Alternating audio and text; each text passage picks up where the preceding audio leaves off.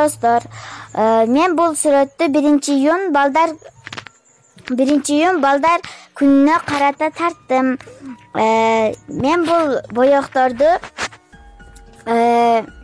кумдан, чөптөн, кебектен, мелден, жүгөрүдөн,